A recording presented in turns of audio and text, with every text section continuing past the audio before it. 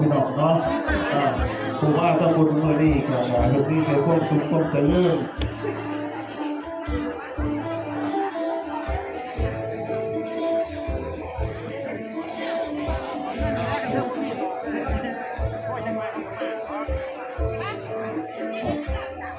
ครับอันนี้คุณแม่หวานมาสมองของเฮาผมมาอนุโมทนาท่านบุญ200 บาทสาธุมาสานามท่านบุญน้ำกันนะพี่น้องเนาะ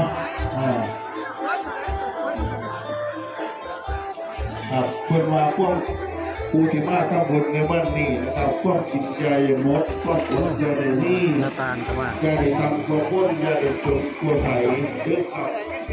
เสื้อเรียกเสื้อไว้หมดไหนๆอาจจะเป็นยาสูงซ้ำตัวตรงๆซ้ำตัวตรงๆเด้อพี่น้อง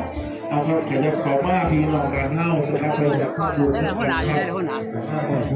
นไม่ผลวะใช่ครับก่อนครับผม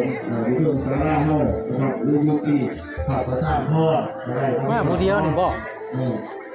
ใช่ฝากซื้อฝากซื้อเรื่องอะไรฝากซื้อให้คุณเอาไว้ให้ชาติเพื่อนนะครับปลาขาวเหมือนเพื่อนปลาขาวอนุโมทนาบุญใหม่นะครับคือว่าคุณน้องในภาษาบุญทั้งการนะครับพระสัมมาสัมพุทธเจ้าทุกกล่าวอ้างของพระสูงชื่อบุญ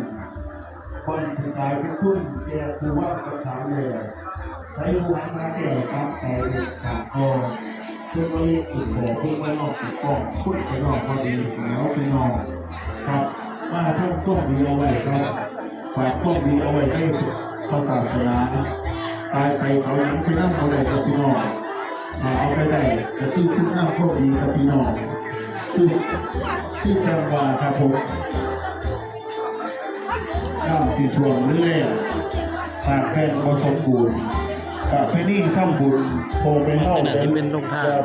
เดี๋ยวมาบาทนี่สิมีเอาก้มดีเป็นก้มใหญ่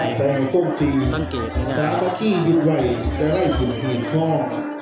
ทุกอย่างหายเข้าคือกันทุกคน